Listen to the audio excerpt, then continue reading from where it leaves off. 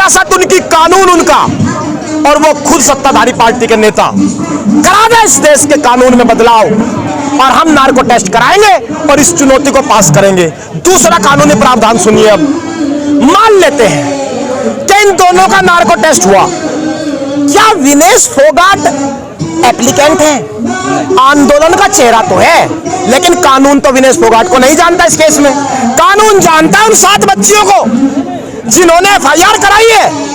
अगर विनेश फोगाट का narco test हो भी गया तो क्या इससे यह साबित हो जाएगा कि इन 7 बच्चियों के साथ अपराध नहीं हुआ? क्या कोई लिंक ढूंढ पाएंगे आप? इसका मतलब ऐसी ढपली बजा रहा है जिसकी कभी आवाज नहीं आएगी। यह ढकोसला नहीं चलने देंगे। क्या विकल्प है फिर? विकल्प एक ही है, ब्रजभूषण शरण सिंह की गिरफ्तारी। अब सुनो बात, इस पे भी बात होगी, आप बता रहा हूँ। इस पे भी आप जैसे यूट्यूबर पूछ रहे हैं जी, पुलिस कह रही है समय पे करेंगे। भाई 2 बातें हैं, बहस को फैलाओ मत। 3 बातें पूछ रहा हूँ, तीनों का जवाब दिल्ली प्रशासन से ला दो, जब ब्रजभूषण सिंह से ला दो। अगर दिल्ली पुलिस गिरफ्तारी नहीं करती है तो दिल्ली पुलिस उन तमाम मामलों की सूची जारी कर दे जिनमें यौन हिंसा के तुरंत बाद एफआईआर हुई है और लोग जेल में हैं। क्या दिल्ली पुलिस कल ही 24 घंटे के अंदर ऐसे लोगों को जेलों से रिहा करेगी जिनको बिना आरोप साबित किए गिरफ्तार किया गया है? क्या दिल्ली पुलिस करने का दम रखती है? अगर नहीं रखती है तो फिर या तो उनकी गिरफ्तारी अवैध है या इसका गिरफ्तार न होना अवैध है। एक चीज तो अवैध है, और जब तक इस एक देश में 2 कानून लागू हो रहे हैं तब तक हम आंदोलन करेंगे और इस देश में कानून को इतना मजबूत बना के जाएंगे। कल कोई बेटी थाने में जाके खड़ी हो तो तुरंत एफआईआर और तुरंत गिरफ्तारी हो, हमें सुनिश्चित करके यहाँ से जाएंगे। कार्रवाई मतलब ये है कि गरीबों के लिए अलग कानून है और अमीरों के लिए रक्षा की बच्चे। बिल्कुल उदाहरण देता हूँ, मैं बताता हूँ उदाहरण। बिल्कुल ठीक कह रहे हैं आप। 2 दिन पहले एक आईपीएल के मैच के खिलाड़ी की पत्नी ने पोस्ट कर दिया कि मेरी गाड़ी के पीछे रात में कुछ लोगों ने गाड़ियां लगाई। उन्होंने और हिंसा का भी कोई टिप्पणी नहीं की और मुझे परेशान करने की कोशिश हुई। इस फेसबुक पोस्ट से ही पुलिस ने आधार मानकर उनको गिरफ्तार कर लिया। इसका मतलब एफआईआर पे गिरफ्तारी तो होती है, किसकी नहीं हो रही? इस देश में गरीब के लिए अलग कानून है, विपक्ष के लिए अलग कानून है, और इसलिए आंकड़े खंगालिएगा जाकर के सीबीआई ईडी उन्हीं के घर क्यों पहुंच रही है जो विपक्ष में हर सरकार के खिलाफ बोलता है। तो इसीलिए इस देश में 2 कानून चलने नहीं देंगे। कानून की लड़ाई है, मजबूत करके जाएंगे और न्याय के इतिहास यही से लिख करके हम जाएंगे, ये ध्यान रखिए। ब्रजभूषण जी कह रहे हैं रघुकुल रीत सदा चली आई, प्राण जाए पर वचन न जाए, जय श्री राम का नारा भी दे रहे हैं साथ। रघुकुल रीत में क्या कभी ये संभव हुआ कि किसी एक व्यक्ति ने कैमरे पर आकर के कह दिया कि मैं सामने वाले को गोली मारी और वो मर गया? अगर रघुकुल रीत में गोली मार करके खुद को बाहुबली बनाना वैध है तो ये कौन सी रघुकुल रीत है बताइए? अगर रघुकुल रीत में शिलाजीत की रोटियां खाकर खुद को युग पुरुष बताना वैध है तो ये कौन सी रघुकुल रीत है? कहने से रघुकुल रीत नहीं होगा। हम रघुकुल को कुल से आने वाले लोग हैं, राम को धड़कनों में बसाने वाले लोग हैं, हनुमान की हिम्मत और सीता को सम्मान के आचरण पर चलने वाले लोग हैं। हम वो सियासतधारी लोग नहीं, जब राम ना आए काम तो कर्नाटक में उंगली पकड़ लो और नाम लो हनुमान, ऐसा नहीं चल पाएगा। हम राम और हनुमान को पूजते हैं, आशीर्वाद लेते हैं वोट बैंक के लिए, नहीं अपने ईमान के लिए। तो इसलिए राम की बात ब्रजभूषण सिंह 87 एफआईआर और 34 मुकदमे लेके पोक्सो एक्ट लगवा के ना करे, हमारे राम को बख्श दे, आचरण नहीं है उसके लायक। कह रहे हैं कि जिस महफिल में हम ना रहे वो महफिल किसी काम की नहीं है। वो महफिल गलत बोल गए, पार्टी कहने के चाह रहे हैं। वो ये कह रहे हैं कि जिस पार्टी में मैं नहीं रहता वो पार्टी नहीं रहती, इसलिए भाजपा मुझ पर कार्रवाई नहीं कर रही है। वो जबान फिसल के महफिल कह दिया, लेकिन हम कार्रवाई सुनिश्चित करेंगे। गोंडा की जनता कह रही है कि गोंडा में बहुत काम किए हैं ब्रजभूषण जी ने। मैडम क्या इस देश में पहली बात तो काम का क्या पैमाना है ये बताओ, और अगर काम करने वाला आदमी बेटियों के सम्मान से खेलने का अगर रखा है तो ऐसे काम को खूंटी पर टांग दो। इस देश को ऐसे किसी काम की आवश्यकता कभी नहीं रही। आरोप सिद्ध नहीं हुए अभी तक। आरोप सिद्ध नहीं हुए लेकिन आरोप लगे तो हैं। हाँ। और पोक्सो एक्ट में प्रावधान है कि आरोप लगने के साथ ही गिरफ्तारी होगी। सिद्ध तो तभी होंगे जब उसमें कोई प्रोसीडिंग चलेगी। अब मुझे बताओ, जब इस देश में एफआईआर ही नहीं हो रही थी, कानून का पहला पन्ना ही नहीं खोलने दिया जा रहा था, ऐसी स्थिति में वो सिद्ध होने तक पहुंचेगा कैसे? अब लोग कह रहे हैं कि 1000 लड़कियों का यौन शोषण किया था, पहले पहलवान कह रहे थे, तो 1000 लड़कियों को नार्को टेस्ट में तो होना चाहिए। मैडम नार्को टेस्ट लड़कियों को करना है कि सरकार को करना है? हम कह रहे हैं कि बेटी के सम्मान क्या संख्या पर आधारित होता है? मान लीजिए 7 भी नहीं 1 है, और अगर एक बेटी ये कह रही है कि मेरे साथ अपराध हुआ है, तो क्या ये भारत, क्या ये निर्भया के समय बने हुए कानून उस एक बेटी को बचा पाएंगे या नहीं।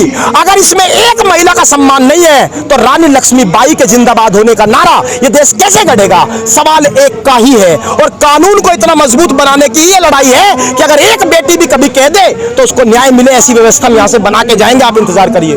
राजपूत महासभाएं करणी सेना सीधा सीधा अपना समर्थन दे रही है ब्रजभूषण जी को। मैडम किराए पर लाए हुए ये लोग हैं, आप बात समझ लीजिए। करणी सेना किराए पर लाई गई। करणी सेना कंगना रनौत के मामले में भी आई थी, करणी सेना फिल्म में भी आ जाती है, करणी सेना बेटी के खिलाफ में भी आ जाती है। कोई सेना हो, जब इस देश की दिल्ली की राजधानी पर ट्रैक्टरों की गड़गड़ाहट गूंजेगी तो एक ही सेना नजर आएगी, वो किसान सेना नजर आएगी, बेटी सेना नजर आएगी और ये हम करके दिखा देंगे। इंतजार करिए। किसानों को ही पिछले जो टाइम जब आंदोलन था तो खालिस्तानी, देशद्रोही, आतंकवादी के रूप में संबोधित किया था, जो लाल किले पे जाके अपना झंडा लहरा रहे थे। किसानों को इतना ही नहीं मैडम, ये सारे मामले भाई 13 महीने का सर्टिफिकेट तो सरकार ने दिया हमको कि भाई सरकार ने लिख के दिया 13 महीने का सर्टिफिकेट में कि इस देश का किसान अजय है। देश के प्रधानमंत्री ने पर्ची निकाली, इसका मतलब हमें खालिस्तानी कहा गया, आतंकवादी कहा गया। देश के प्रधानमंत्री ने राज्यसभा के पटल से आंदोलनजीवी कहा था हमें। इन तमाम चीजों से क्या हमें तब फर्क पड़ा था? हमें वो मूवमेंट याद है, किसान आंदोलन में पीछे से आके पत्थरबाजी होने लगी, कहा कि हमें डिस्टर्ब होता, सड़क खाली करो। क्या हम पीछे हटे थे? मैडम हमने पीछे हटना सीखा ही नहीं, बैक गियर हमारे आंदोलन में होता ही नहीं। इसीलिए एक बात आप समझ लीजिए कि कोई आरोप क्यों न लगे, कोई सेना क्यों न आए, हम यहाँ से बेटियों का सम्मान सुनिश्चित करने आए और इस जंग को जीत कर ही जाएंगे। क्योंकि अगर ये हम जंग हार गए तो इस दुनिया में हर भाई की कलाई सुनी हो जाएगी, इस दुनिया में राखी की हर थाली मासूम और सुनी नजर आएगी। ये जीत हमें जीतनी होगी और वो हर गुड़िया जो किसी पालने में बैठ करके अभी दूध पी रही होगी, उसे हम ये लिख करके जाएंगे, बेटी आंख खोलकर सड़क पर निकलना। इस देश में अगले 70 साल ब्रजभूषण सिंह पैदा नहीं होगा, ये यहाँ से हम लिख के जाएंगे। इंतजार कीजिए। प्रथम महिला पहलवान आ चुकी है ब्रजभूषण के समर्थन में, कह रही है कि ये एक प्रोपेगेंडा है। यदि उस पहलवानों के साथ सबसे पहली बात, कोई एक पुरुष शोषण नहीं कर सकता है, और जब शोषण हुआ था तब इन्होंने क्यों नहीं आवाज उठाई? मैडम इससे शर्मनाक बात हो ही नहीं सकती। इसका मतलब महिला पहलवान, इसका मतलब महिला पहलवानों को कानून भी नहीं पता, कुछ भी कहते कि तो मान लेंगे। एक पुरुष एक महिला के साथ शोषण नहीं कर सकता। कौन सा एक्ट है भाई बताओ? आईपीसी का, सीआरपीसी का? ये पढ़ाओ, ये कानून कौन सा नया कानून का विचारधारा आ रहे हैं? कानून नहीं है, बायोलॉजी है, ये बॉडी की बात है। पहलवान ताकतवर होते हैं। कह रही है एक अधेड़ व्यक्ति ने कैसे शोषण कर दिया? मैडम जो धोबी पछाड़ देती है लड़की। मैडम जिस पहलवान को ये भी नहीं पता कि इसमें मामले में एक एफआईआर करने वाली बच्ची नाबालिग है, वो क्या बयान देगी? भाड़े पर दिए गए बयानों से इस तरह के आंदोलन की और इस तरह की सच्ची कहानी नहीं लिखी जा सकती। भाड़े पर दिए गए बयान है, कुछ नहीं। सत्ताधारी लोग कह रहे हैं कि विपक्ष समर्थन दे रही है। देखो एक बात बताओ, मैं आपके साथ आज जंतर मंतर से पन्ने पलटने शुरू कीजिए। 10 साल पहले मेरे साथ चलिए, निर्भया का मामला था। उस वक्त जो आज सत्ता है वो तो था विपक्ष, और जो विपक्ष था वो था सत्ता। जब भारतीय जनता पार्टी मौजूदा सत्ता निर्भया मामले में सड़क पर आई थी, क्या ये मानती है कि उसने निर्भया के मामले में वोटों की राजनीति कर करके अपनी सरकार बनाई थी? अगर ये मानती है, उसके बाद आप मेरे से सवाल पूछना, मैं अगला जवाब दूंगा। बेटियों के सम्मान की लड़ाई है तो यहाँ पर जो नारे लगे थे, मनुवाद मुर्दाबाद, आरएसएस मुर्दाबाद, मोदी तेरी कब्र खुदेगी, यही लड़ाई है बेटियों के सम्मान के लिए कब्र खोदने की। दो बातें समझ लीजिए मैडम। एक तो हम यहाँ सरकार के खिलाफ प्रदर्शन करने आए हैं, तो हमसे मोदी भजन की उम्मीद तो करना मत। हम भजन तो मोदी का करेंगे नहीं, खिलाफ बोलेंगे मोदी के भी, खिलाफ बोलेंगे सरकार के भी। और एक बात आप समझ लीजिए, इस देश में पहली बार प्रधानमंत्री का अपमान नहीं हुआ। महिला प्रधानमंत्री क्या इस देश में मनमोहन सिंह को नहीं कहा गया? क्या इस देश ने वो मूवमेंट नहीं देखा कि जब मनमोहन सिंह पहली बार लोकसभा में बोल रहे थे, उन्हें बोलने तक नहीं दिया गया, लिखित में अपना भाषण जमा करना पड़ा। इस देश के प्रधानमंत्री ने जितनी गालियां इस देश में सोनिया गांधी से लेकर तमाम लोगों को दीदी ओ दीदी, क्या महिला सम्मान था? एक बात ध्यान रखिए, किसान बेचारा मेहनती है, थोड़ा कम पढ़ा लिखा है, गुस्से में कई बार इधर उधर की बातें कही जाती हैं, लेकिन फिर हम कह रहे हैं हम सरकार के खिलाफ भी बोलेंगे, हम मोदी के भी खिलाफ बोलेंगे। लेकिन मेरी सब लोगों से भी गुजारिश है कि हम कानून के तहत बोलेंगे, खिलाफ भी बोलेंगे। कई बार निकल जाता होगा, कोई बहुत बड़ा मुद्दा नहीं। अंत में क्या कहना चाहेंगे, कब तक ये मामला शांत होने वाला? जब तक सरकार चाहेगी। एक बात ध्यान से सुन लो, हमने घोषणा की है 28 तारीख को।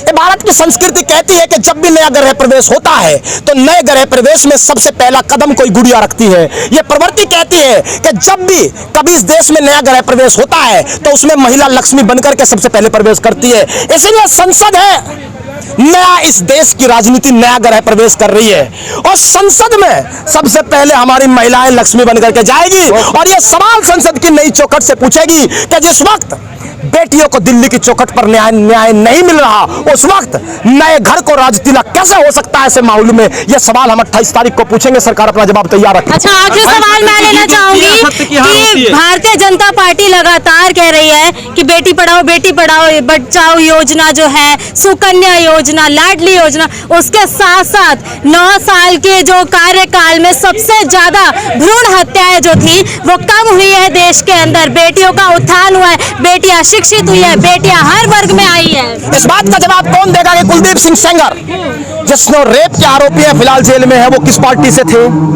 इस बात का जवाब कौन देगा कि उन्हीं की पत्नी को टिकट देने की हिम्मत रेप का आरोपी होने के बावजूद किस पार्टी ने की थी? इस बात का जवाब कौन देगा कि 2015 में इसी देश के प्रधानमंत्री ने कहा था कि मैं जब संसद की चौखट पर जाऊंगा एक एक अपराधी को बाहर निकाल करके उसे स्वच्छ कर दूंगा। क्या हुआ उस नारों का? बात इन नारों की होगी। अब सुनिए, नारा इस देश में सेल्फी विद डॉटर का भी था। ये बच्चियां सेल्फी भेज रही हैं, उन पर क्या कार्रवाई हुई? इस देश में नारा खेल भावना को बढ़ाने का भी था। ओलंपिक मेडलिस्ट की भावना को कुचल करके क्या कह रहा है ब्रजभूषण के 15 रुपए का मेडल है। मैं चुनौती देता हूं, पिछली 10 पीढ़ी में लगा लेना और आने वाली 10 पीढ़ी जोड़ के अगर ये 15 रुपए का मेडल कोई एक आदमी उसके घर से लाया हो तो तब जबान खेले। इसका मतलब मेडल की कीमत पैसों में आगे जाती है। कल तो वो ये भी कह देगा कि तिरंगे का सम्मान नहीं होता तो 3 रुपए मीटर का कपड़ा होता है। इस तरह की बातें इस देश में चलेगी नहीं। जबान को बंद रखे, ये देश हमारा है और इसके सम्मान के लिए हम लड़ना जानते हैं। साक्षी मलिक भी उस वक्त जब 2000 अभी पिछले साल टोक्यो ओलंपिक्स में जब मेडल लेके आई थी तब कह रही थी पिता तुल्य जो हमारे ब्रजभूषण हैं उनको सबसे ज्यादा क्रेडिट मैं देना चाहूंगी इन मेडलों के लिए। मैडम, साक्षी मलिक एक संस्कारी परिवार से आती है और व्यवस्था का हिस्सा बनकर के व्यवस्था में काम कर करके व्यवस्था का नाम रोशन किया है।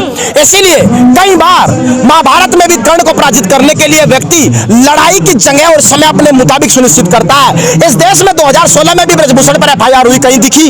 2018 में हुई, दब गई। अगर ये बेटियां तब आवाज उठा देती तो वो FIR भी दब जाती। आज इनके पास एक नेशनल पहचान है। पहले इन्होंने इस लायक खुद को बनाया है कि इतने बड़े बाहुबली के खिलाफ लड़ा जा सके और अब ये लड़ाई की जंग शुरू हुई है। इसे फतेह कर करके जीत करके हम यहाँ से जाएंगे। ये तय करके हम जाएंगे कि आने वाले समय में ऐसा ना हो। तो क्या लग रहा है